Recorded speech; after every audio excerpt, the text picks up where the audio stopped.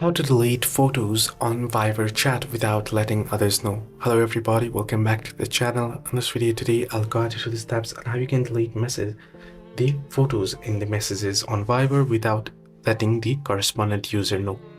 Now, if you open a Viber and head over to the particular text, there, if you tap on the plus icon and send the particular image. So let me send the image here.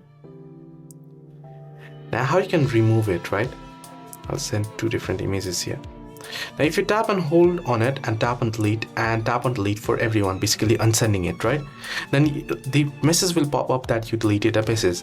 Now you can remove this message from your site. You deleted a message, delete for myself, as you can see, but the correspondent user will still be able to see on the chat that you deleted the message. They won't be able to see that you deleted a image or such, but they'll be able to see that you deleted a message. So you can simply go ahead and delete the image and it'll be shown as you deleted a message. They won't know that you deleted the picture.